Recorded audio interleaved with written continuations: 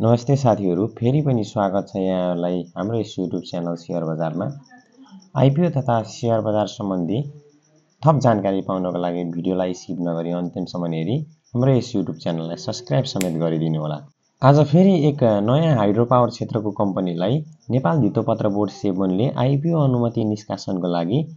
स्वीकृति दिएको छ र सो कम्पनी हाइड्रो पावर क्षेत्रको सान्वी इनर्जी लिमिटेड कम्पनी रहेको छ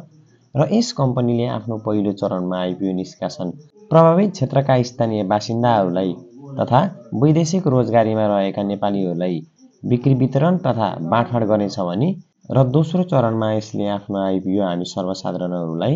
बिक्री वितरण तथा बाँडफाँड गर्नेछ। यस कम्पनीले प्रति शेयर 100 रुपैयाँ अंकित आफ्नो कम्पनीको जम्मा चुक्ता पुँजी मध्ये 43.07% ले हुने 37 करोड 90 लाख बराबरको 37,90,000 किता शेयर बिक्री वितरणको लागि अनुमति पाएको हो र यस कम्पनी भन्दा अघि हाइड्रो पावर क्षेत्रकै प्योर इनर्जी लिमिटेड कम्पनीले आफ्नो आईपीओ स्थानीय क्षेत्रका बासिन्दाहरू तथा वैदेशिक रोजगारमा रहेका कम्पनीहरूको लागि बिक्री खुला गरेको थियो भने सो कम्पनीले ती शेयरहरू बाँडफाँड गरिसकेपछि हामी सर्वसाधारणहरूको लागि प्योर इनर्जी कम्पनी लिमिटेडले पनि आईपीओ बिक्री खुला गर्नेछ र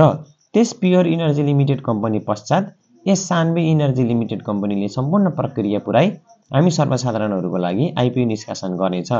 र यस सान्वी इनर्जी कम्पनी लिमिटेडको आईपीओ बिक्री प्रबन्धकको रूपमा Nepal SBI merchant banking limited रहेको छ र साथीहरू यस सान्वी इनर्जी लिमिटेड कम्पनीले आफ्नो आईपीओ कहिलेदेखि सर्वसाधारणहरूको लागि निष्कासन गर्छ तथा थप आईपीओ तथा शेयर सम्बन्धी जानकारी पाउनको लागि हाम्रो यस YouTube च्यानललाई सब्स्क्राइब गरिदिनु होला।